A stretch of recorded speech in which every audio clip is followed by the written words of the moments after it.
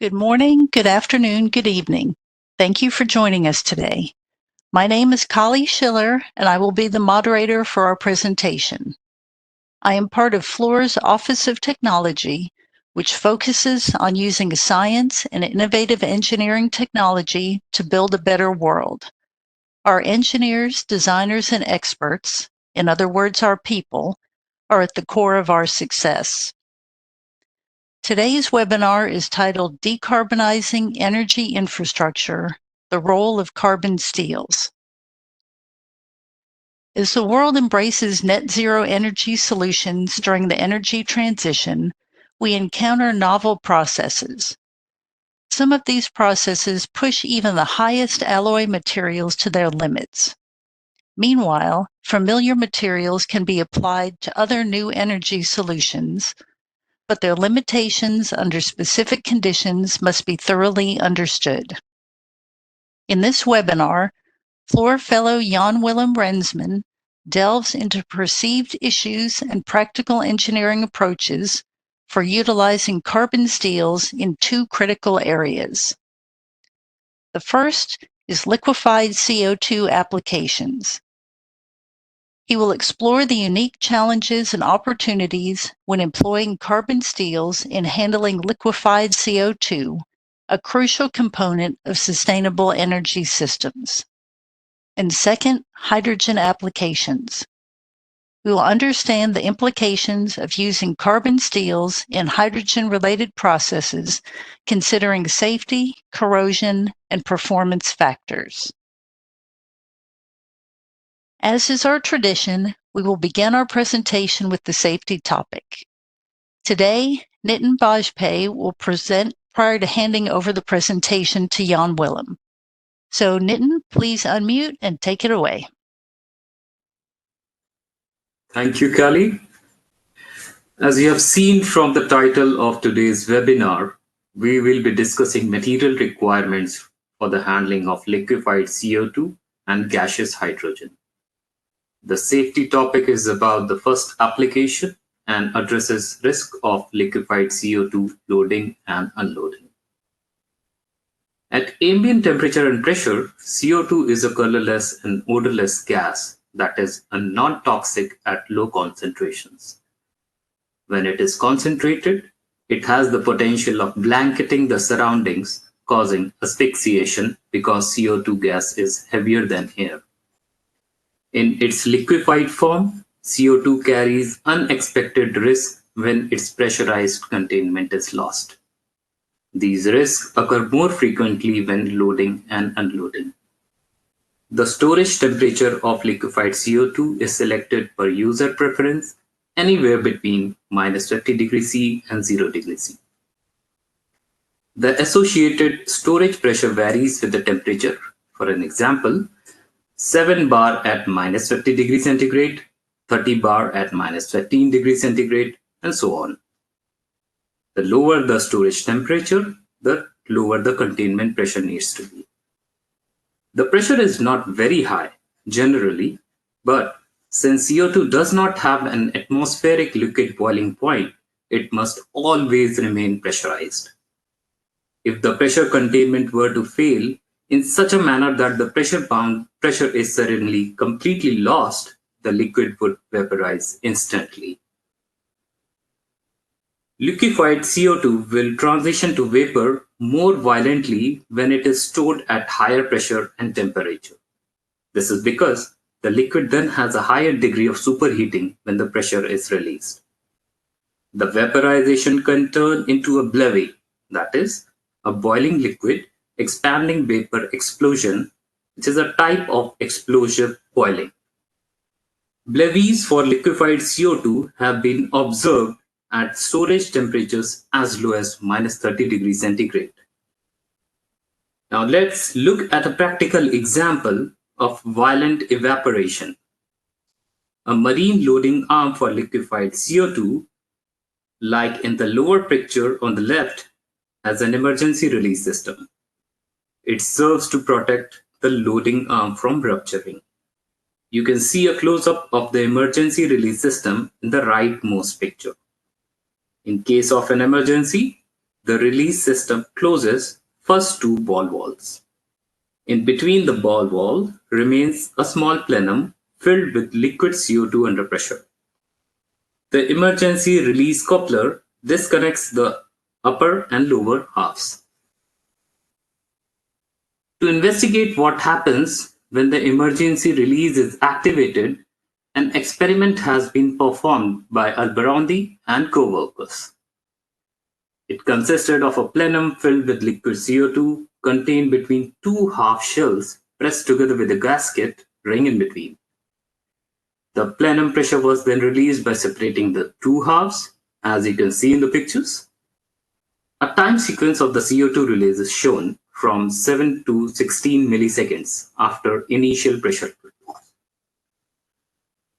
The liquid CO2 transitions to vapor violently while cooling down very quickly. It has the potential for projecting loose items, and in some cases, the gasket ring got dislocated. In this test, only a small volume of around 6 liters of liquid CO2 expanded into vapor. Serious accidents with liquefied CO2 have occurred when larger volumes were involved. In French area database, an accident has been recorded involving a Blevi in Hungary in 1969.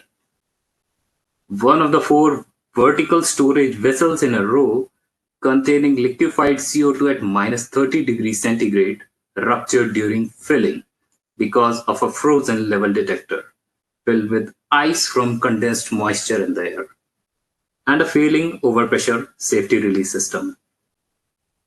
The vessel was reportedly not properly designed for sufficient low temperature toughness with impact tested carbon steel and ruptured. Its liquid content vaporized and exploded. The second storage vessel next to it also ruptured from the blast of the first vessel and exploded. And then a third vessel was blasted into a nearby lab 30 meters away, killing 5. Many projectiles, some weighing over 1,000 kgs, were found several hundreds of meters away, killing an additional 4 people and injuring others. This unfortunate incident demonstrates that we need to design our liquefied CO2 systems with ample safety measures to mitigate these types of risks during filling and unloading. Thank you for your attention, and I will now yield over to you, Jan-Willem. Thank you very much, Nitin, and welcome to all the participants online. This will be the agenda for today's topic. Carbon steels are a popular material of construction. They have many desirable properties for process plant equipment, piping, and transportation pipelines. And this webinar is about their use in what are perhaps less familiar applications in the energy transition.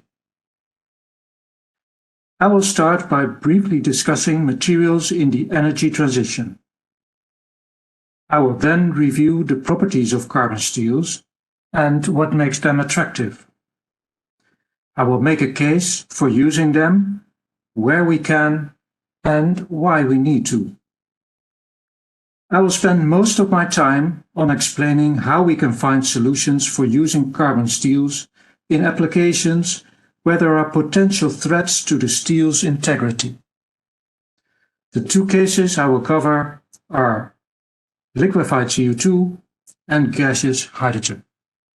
In the last decades, the energy and chemicals landscape has seen a fundamental shift towards projects on sustainable energy and chemical.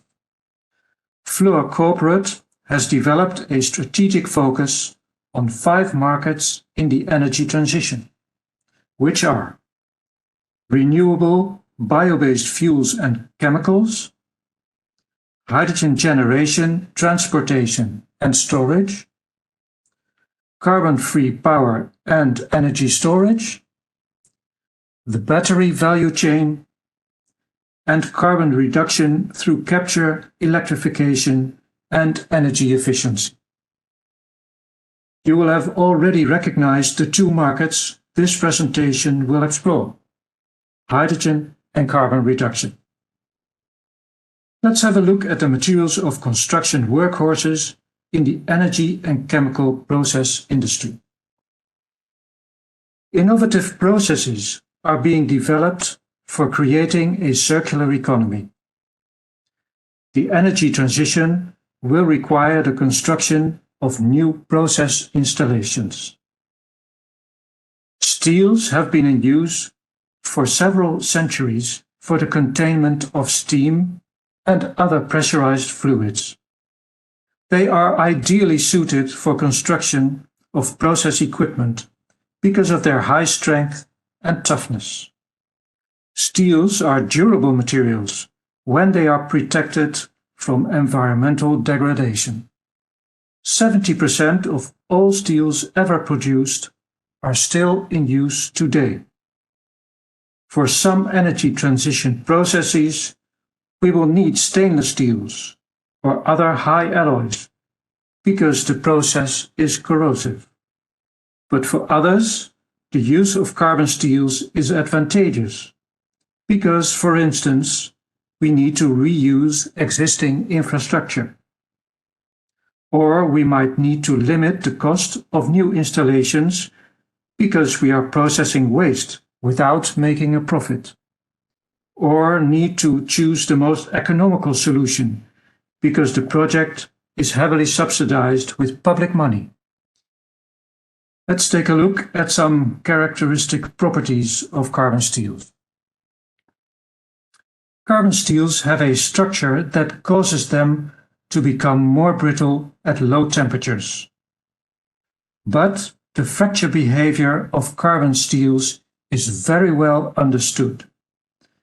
In the 80s and 90s of the previous century, a successful engineering approach was developed for predicting the fracture toughness of steels at any given temperature, based on the relationship between the so-called fracture toughness master curve and impact tests.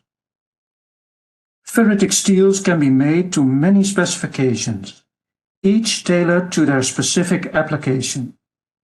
For instance, they can be optimized for strength, toughness, wear resistance, or weldability. As you know, carbon steels rust in the open atmosphere. Sometimes this is tolerable, but often coatings are applied to protect them. But unlike stainless steels, they are not prone to many environmental, particularly cracking type corrosion mechanisms, like chloride stress corrosion cracking. None of the constituent elements of carbon steel are toxic, and steels can be 100% recycled. In addition, the raw materials are abundant in the Earth's crust. But let's face it, the popularity of carbon steels is based on their most interesting properties: the availability and price. They are the reference cost factor for any plant design, and 95% of other materials are more expensive. We've now arrived at the case studies. The first application I want to visit is liquefied CO2, which we have already seen in the safety topic. The focus will be on the low temperature properties of carbon steel. Fluor has a proprietary CO2 capture solution for low pressure flue gases called Economine FG+. It is commercially proven, and Fluor has licensed more than 30 plants to date. But Fluor will work with any technology provider for carbon capture technologies. Fluor has experience with capturing CO2 from flue gases originating from a wide variety of processes. Such a CO2 capture process can be applied in a power plant or in other combustion processes. here below in step 1. The composition of the flue gases will depend on the fuel composition, type of fuel, and many other factors. The separated CO2 will contain some of those components as impurities. In the gathering pipeline for gaseous CO2, which is typically made of carbon steel, the composition of the CO2 must be such that no condensation of water occurs, or carbonic acid will form. This is corrosive to carbon steel. Impurities in the CO2 must also be limited to prevent reactions between them to cause acid formation. Also, these may drop out of the CO2 phase and absorb water vapor to form an acidic, corrosive aqueous phase. If these impurity levels cannot be guaranteed, glass fiber reinforced epoxy may be an alternative material of construction for the gaseous gathering CO2 pipeline. In dense phases, for instance in supercritical or liquid phase, acid reactions take place at very low impurity levels. Moreland and co-workers give limits to prevent reactions between impurities in CO2 at ambient temperature and 100 bars. The limits vary, depending on which impurities are present. It should be noted that impurities also influence the thermodynamics of phase changes. In liquefied CO2, impurities react at even lower concentrations. For Northern Lights, the liquefied CO2 transport and storage company owned by Equinor, Shell and Total Energies, the CO2 impurity limits have been further reduced by a factor of 6 for water and nitrogen oxides and a factor of 2 for sulfur dioxide, oxygen and H2S. In the liquefaction plant, here step 3 to 5, CO2 is cooled and liquefied, stored for intermediate storage and then finally loaded into ships for transportation to a geological storage site, typically empty gas and oil fields or saline aquifers. In the recent AMPP 21532 Guideline for Material Selection and Corrosion Control for CO2 Transport and Injection, liquid CO2 pipework is suggested to be selected in 316 stainless steel and the storage tanks in 3.5% nickel low alloy steel. This can be seen in the table in the slide.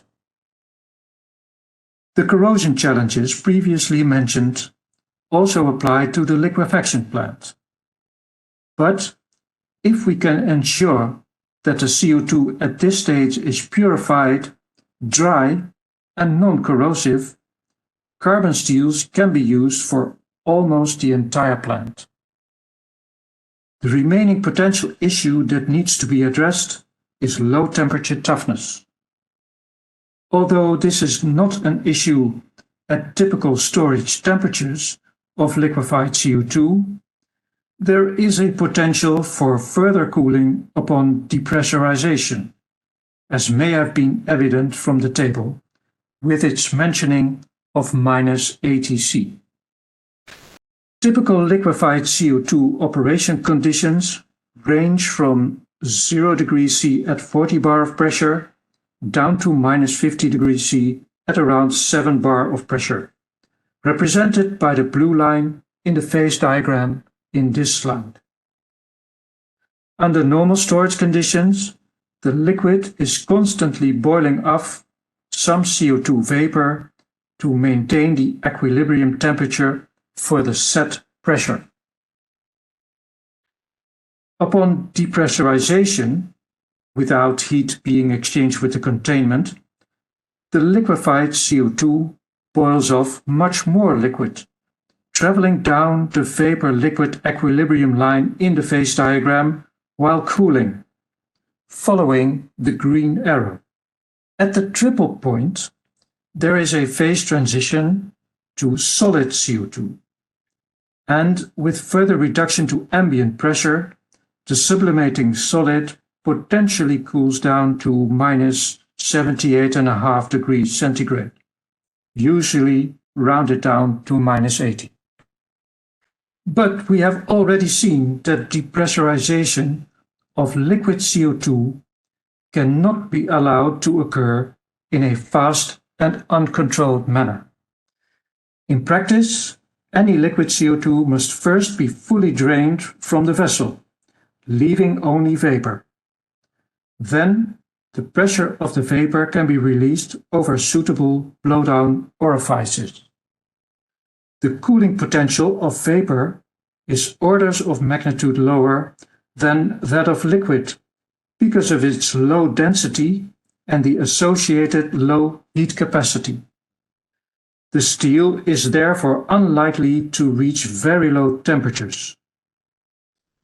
Several very large pressure release experiments have been conducted to prove that point. End users often require that the lowest metal design temperature under full pressure be equal to the lowest possible fluid temperature. This makes the installation inherently safe in case of immediate repressurization in a cold state. For piping and piping components that are regularly depressurized, carbon steel can be used at minus 80 degrees C under full pressure. European pressure piping codes contain a method to design with carbon steels at low temperatures. The method has been part of European codes for decades and is based on a fitness for service type of assessment that has been generalized and codified. It is based on the fracture toughness master curve and wall thickness and requires impact testing. Conventional ASME pressure vessel codes do not currently incorporate fracture mechanics methods for justifying impact testing steels at low temperatures. But as the underlying principles have been well documented and are universally recognized, there may be an opportunity for the ASME committees to consider them in the future. The joint ASME API 579-1 Fitness for Service Code uses this fracture toughness master curve. ASME Section 3 for nuclear power plants has actually 2 code cases that have adopted it as well. But following the EN 13480 design code for metallic industrial piping, the graph on the right is used to derive that at low temperature, 355 MPa yield strength carbon steel, which is roughly comparable to, let's say, an SA 537 class 1, with a wall thickness of around 19 millimeters, when impact tested at minus 50, has a design reference temperature of minus 80 degrees C at full pressure. For large storage bullets made of high-strength steels, the large diameter of 10 meter will result in much higher wall thicknesses. This prohibits full pressure design at minus 80. These large storage vessels cannot be designed for temperatures below around minus 60 in carbon steel. But we have seen that there is no credible normal operating scenario that should allow uncontrolled depressurization of a large volume of liquefied CO2. Therefore, storage vessels should remain pressurized at all times during operation. It should be noted that these bullets would be suitable for minus 80 at 1 bar G of pressure, based on the low membrane stresses at such pressures. but they would not be suitable for immediate repressurization at this temperature. But this is hardly physically possible anyway, because that would imply instant filling and pressurization of over 5,000 cubic meters of volume, without heat being exchanged between the vessel wall and the fluid. To summarize, carbon steels should be considered as the material of construction if gaseous or liquefied CO2 is dry and non-corrosive. For piping sections that are subject to routine depressurization, it is possible to design carbon steel piping for -80 degrees centigrade under full pressure following European codes.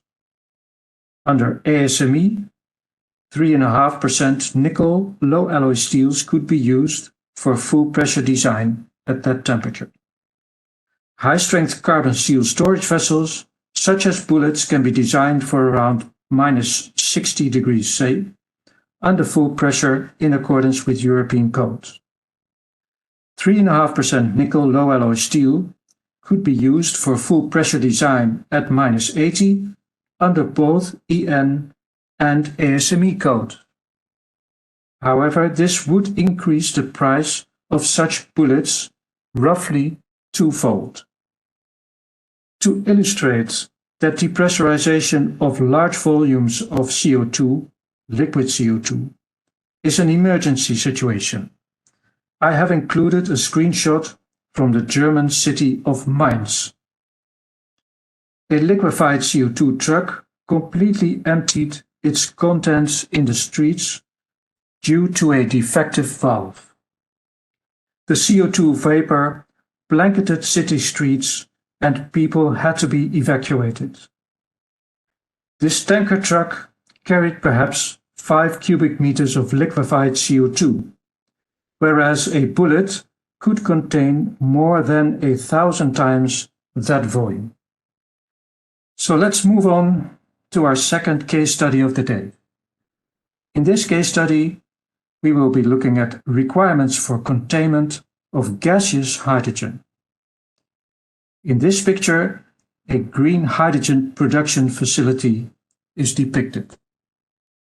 Starting on the top left, green energy from wind and solar is used to split highly purified water in the electrolyzer.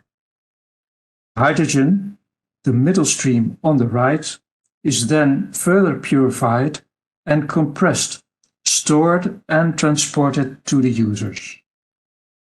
I will discuss materials used in purification and transportation, focusing on the effects of gaseous hydrogen on properties of carbon steels. With the need for a replacement of natural gas by another carbon-free alternative, hydrogen has gained large momentum. There is a significant increase of research into hydrogen effects on steels, which are often referred to as hydrogen embrittlement and hydrogen-enhanced fatigue. There is a measurable effect on the tensile ductility, fracture toughness, and fatigue resistance under cyclic loads in hydrogen environments, as observed in mechanical tests. But mechanical testing in 100 bar hydrogen, even at room temperature, is not easy. Therefore, most researchers test samples that have been electrochemically charged. This method of hydrogen loading generally leads to much higher hydrogen content in the sample than high-pressure ambient temperature gas. Hydrogen activates several micromechanisms in steel, which are difficult to research or separate. The research, however, is important for better fundamental understanding. We have decades-long experience with macroscopic mechanical performance in hydrogen gas, which is sufficient to engineer our applications. I will now do a short deep dive into microscopic and macroscopic effects of hydrogen in steels in the next 2 slides. For people that are less metallurgically inclined, please bear with me. For hydrogen to cause effects in steel, it will first need to diffuse into it. This uptake is a 3-step process of adsorption, dissociation into atomic form, and subsequent absorption and diffusion. Hydrogen solubility in a carbon steel lattice is very low at ambient temperature, and hydrogen will move to places in the microstructure that have slightly more space, so-called traps. Examples are grain boundaries, carbides, or dislocations, as you can see in the schematic image on the top right. Note that under these conditions, hydrogen does not recombine into molecular form. Many researchers accept that hydrogen embrittlement is caused by hydrogen-enhanced decohesion, HEDE, which is the hypothesis that interatomic bonds are weakened by the presence of hydrogen atoms. Hydrogen-enhanced decohesion requires hydrogen to accumulate in high concentrations in the steel. This happens during slow plastic deformation processes, which may occur at sharp geometric transitions or pre-existing defects. It is those we must assess for the containment's integrity. If deformation is fast, hydrogen diffusion may be too slow to follow the dislocations, and no hydrogen embrittlement is observed. Cyclic loading also causes microplasticity at discontinuities, and therefore hydrogen is likely to affect fatigue life. On the scale of macroscopic material properties, we see that fracture toughness, the resistance against crack extension under monotonic loading, decreases. Still, it is shown in the graph on the left that carbon steels maintain a workable fracture toughness of more than 40 megapascal square root meter up to about 160 bar of pressure. Tensile tests have shown that carbon steels below around 800 MPa tensile strength could be used with normal allowable stresses for your strength design. The property that often has the most engineering relevance is the fatigue resistance. On the lower right figure, the red dots in the red box represent the fatigue crack growth rate in air. In high-pressure hydrogen gas, the crack growth rates increase by more than an order of magnitude, now highlighted by the black box. Mechanical and physical data in a hydrogen environment is being collected by Sandia Labs in the US and is publicly accessible in their online database. Let's return to the world of non-metallurgists and see how these effects impact hydrogen pressure vessels and pipeline design. So-called pressure swing adsorption vessels are used for the purification of hydrogen gas. They operate with large pressure swings, going from atmospheric pressure to up to 60 bar, depending on their design and absorber materials. It is well known that a small fraction will fail before their 20 to 30 year design life is reached. Although these failures were primarily attributed to less than adequate fabrication, hydrogen-accelerated fatigue crack propagation may have been a factor. The PSA process was invented in the 70s. The vessels are subject to frequent inspection for fatigue cracking. The improved and more abundant fatigue data in hydrogen gas and the deeper understanding of hydrogen effects on a microscale has sparked a dedicated program at the Materials and Technology Institute for the Chemical Process Industry, better known as MTI, to better characterize the fatigue behavior of PSA vessels in a hydrogen environment. Irrespectively, carbon steels have been used in this application for 50 years and will continue to be used, because the fatigue problem can be handled with design, fabrication, operation, and non-destructive testing controls. Now on to our second application, which is hydrogen transportation. If we want to make the hydrogen economy a reality, we need an extensive gas transportation infrastructure for it. To realize this, within the next decade, a part of the natural gas pipeline network in Europe will need to be repurposed for hydrogen. And there are several reasons for reusing existing pipelines. One, it would take much more time to build new. Two, existing infrastructure would actually need to be demolished for new pipelines to be laid. And three, not unimportantly, it would be a waste of money to build new if existing pipelines can be reused.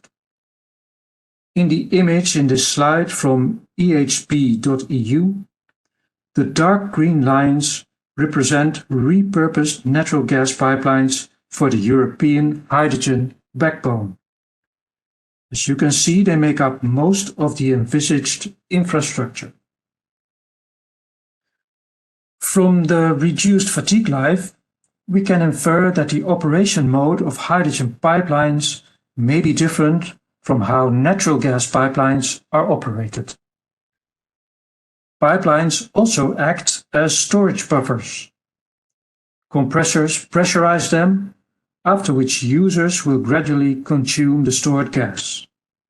At some minimum pressure, the compressor will refill and pressurize the pipelines again. For hydrogen pipelines, the pressure variations in the system must be managed carefully. There have been discussions on if the hardness in welds and base material must be restricted to prevent hydrogen-induced cracking. The ASME B3112 code, in particular, has adopted conservative hardness limits originating from so-called sour service limits set by the oil and gas industry. But for gaseous hydrogen service, these limits seem overly conservative because the hydrogen uptake is very low, as we can see in the graph on the right. The maximum hydrogen concentration is expected to remain well below 0.5 weight ppm in the steels. No issues, therefore, with hardness are expected for steels used in pipelines up to and including grade X70 pipeline steels. The European Pipeline Research Group is currently conducting full-scale tests of pressurized hydrogen pipe sections to validate that the hydrogen fatigue data are appropriate for fatigue calculation, and that a hardness representative of normal natural gas pipeline welds does not present a problem. Studies have been performed in which these carbon steel piping materials were assessed to be suitable for hydrogen service. It should be noted that there are other engineering challenges to solve, like changing to compressor types that are suitable for hydrogen, or the compatibility with high-pressure hydrogen of polymeric materials, gaskets, and very high-hardness valve parts, to name a few. But these parts are typically above ground and are accessible for replacement as necessary.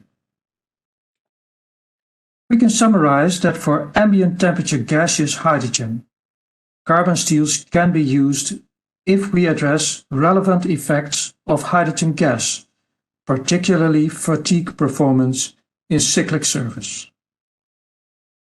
As we have seen, there is long-standing industry experience with ambient temperature hydrogen service. Examples are hydrogen production and purification applications, but also hydrogen applications in refining. And finally, the European hydrogen backbone will consist for a large part of repurposed natural gas pipelines. We have arrived at the end of the webinar, in which I have tried to convey my enthusiasm for our most humble but also most versatile material of construction, carbon steels. I conclude that carbon steels will be an integral part of our energy transition. They are cost-effective, widely available, and have excellent mechanical properties, weldability, and durability. They can be fully recycled at the end of their process life. Carbon steels are suitable materials of construction for carbon capture and storage systems and the hydrogen infrastructure. Finally, when we understand the potential limitations of carbon steels, Fluor can accommodate these in design to arrive at engineering solutions for our new energy markets with optimum capital efficiency. I would like to thank you for your attention, and I turn it over to Kelly for any questions from the audience. Thank you. Thank you, Nitin and Jan-Willem. So let's take a moment to address the questions we've received from the audience. Again, please make use of the Q&A tab to ask any questions and make sure that they are addressed to all panelists.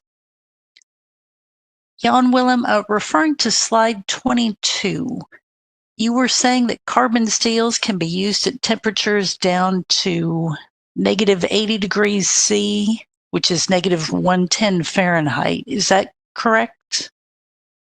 Yes, indeed.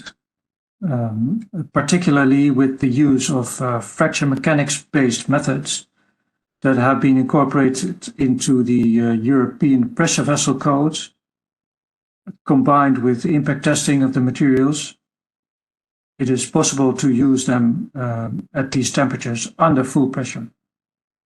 Currently, under the ASME codes, this is not possible, and one would have to use nickel-containing low alloy steels under those conditions. Thank you very much. Next question is, how do hydrogen pipelines need to be operated differently, say, from natural gas pipelines? Very good question. I've made a reference to that in the slides, or in the talk.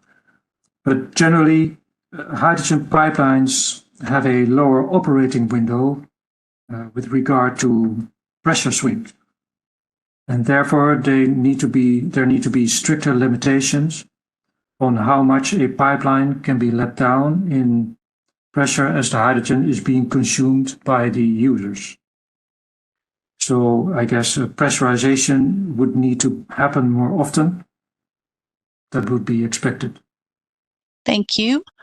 Our next question is, how many carbon capture plants has Fluor constructed to date? Do you know that number? Unfortunately, I do not.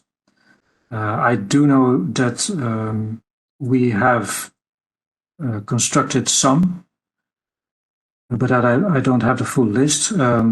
We have built a large-scale facility at a natural gas combined cycle power plant in Bellingham, Massachusetts. And that plant has logged more than 120,000 hours of carbon capture operation over, I think, around 14, 15 years. and it's demonstrated a really good on-stream factor of over 98% during the later operating years.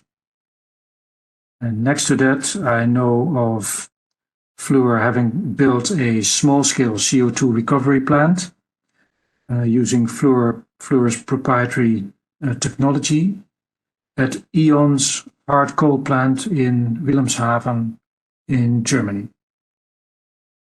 Thank you for that answer. Now we have another question referring to slide 22. I'm not exactly sure. It just says, what would be the influence of post-weld heat treat? The influence of post-weld heat treatment would be to increase the toughness of the material. And you can see in this graph, it says AW as welded, which is with the residual weld stresses taken into account. When post-weld heat treatment would be applied, then the allowance for use of these carbon steels at lower temperatures would only increase.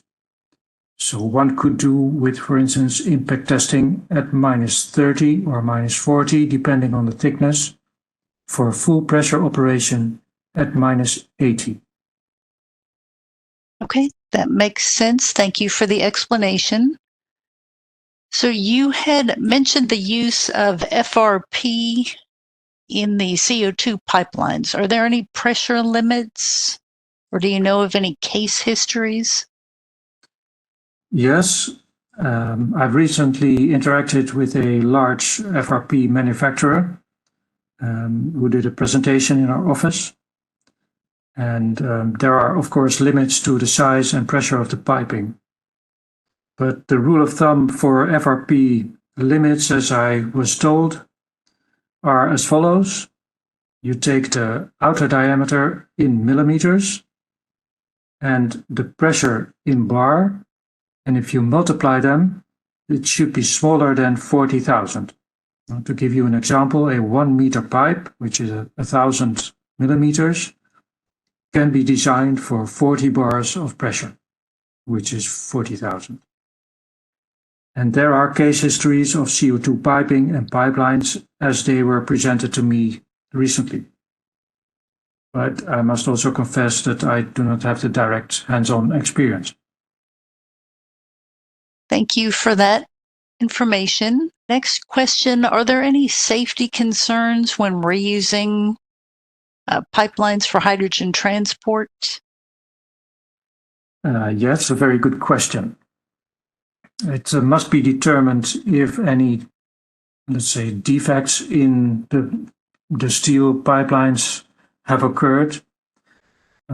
So some form of intelligent pigging with some form of ultrasonic examination would often be in order. But a case can be made often that no fatigue crack propagation has occurred.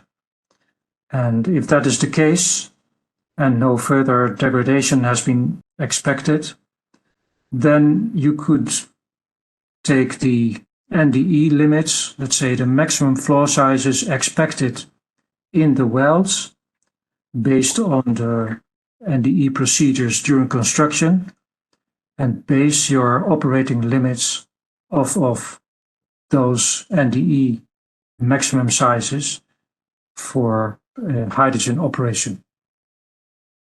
Thank you. We still have more questions coming in. Let's see. How about the use of cast iron for these two applications? Asking which cast iron grades are most suitable, especially for compressor casings. Yeah, of course, cast iron is not particularly well known for its ductility, especially in low temperature conditions. I would be hesitant to use that. But for compressor casings is often not designed for strength, so it's designed for rigidity. And if you make it thick enough, the stresses can be low enough for it to be usable potentially at low temperatures or for hydrogen applications. But generally that is not the material one would be looking at. There have been cases where cast iron was used in couplings or other small fittings in, let's say, small bore transportation or internal distributions piping. And those cases I would not be so not so worried, but for low temperatures and hydrogen applications, I would not be generally looking for cast iron. Okay, that makes sense. Appreciate that response. Next question, are there any carbon steel liquefied CO2 plants that are operating today? Very good question. I for sure know of one plant that is coming online very shortly. The Northern Lights facility, already mentioned, in Norway, uses carbon steel storage vessels and other components. It's a liquefied CO2 plant. And it's scheduled to come online, I think, this year or maybe next year. It's certainly almost the case. And in addition to that, I know of many other facilities that are being designed using carbon steels and are actually in the FEED stage at this moment. Yeah, discussions with clients, authorities are being conducted to rationalize their use. That sounds good. Appreciate that response. So it does look like that is all the time that we have for questions today. So just wanted to thank you again, Jan-Willem, for this informative webinar and the time you spent today and definitely in preparation. Thank you to our audience for attending today. It's been a pleasure being your moderator. Please continue to stay informed of these events by visiting the Innovation Builders page on fluor.com or following our social media channels using hashtag #InnovationBuilders. If you'd like us to send you email notifications of future webinars, please email us at innovation.builders@fluor.com with opt-in in the subject line. We appreciate your attention and thank you for dialing in today.